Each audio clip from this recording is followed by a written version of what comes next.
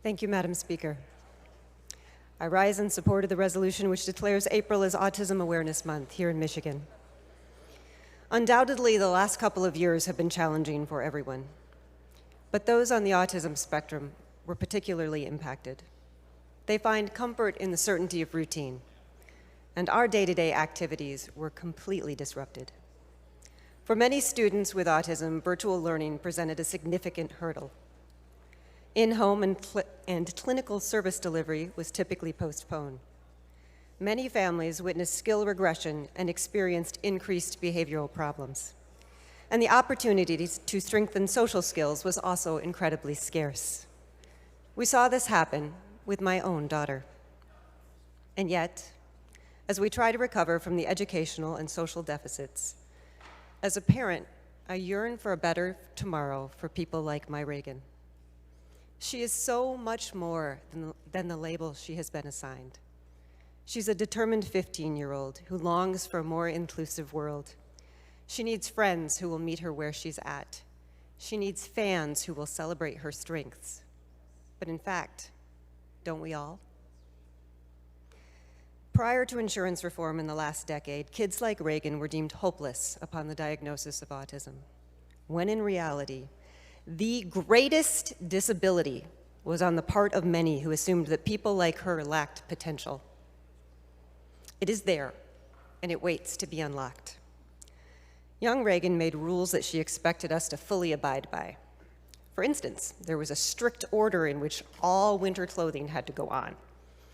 And if you offered the wrong object in the wrong order, they would all fly off, and she would dissolve into tears.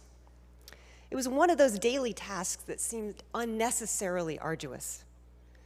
But there was a greater message contained in her excessive rules. She was just a kid, overwhelmed by life, finding it all chaotic, and trying to create her own order. Isn't that what we do ourselves?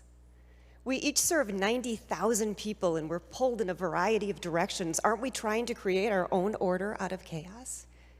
She's no different than I am. My Reagan has an incredible talent for dates. She accurately remembers a shocking number of birthdays, for example. I struggle to remember how old my own brother is. Which one of us has the disability? Autism gives her a very literal mind. She does not allow me to tell everybody that I'm 39 again. She's more honest than most people I know. So who has the disability? As we celebrate autism awareness, acceptance, and inclusion, we can strive towards so many different goals. Accessible, timely treatment through applied behavioral analysis, an education system that embraces the strengths of the individual, career and technical training, transitional housing, and so much more. But we can also vow to focus on the abilities of every Michigander. After all, if the rest of us were labeled by our own disabilities, we too would be unfairly restricted from achieving our own potential. My Reagan has exceeded my expectations time and time again. I'm still learning about her potential.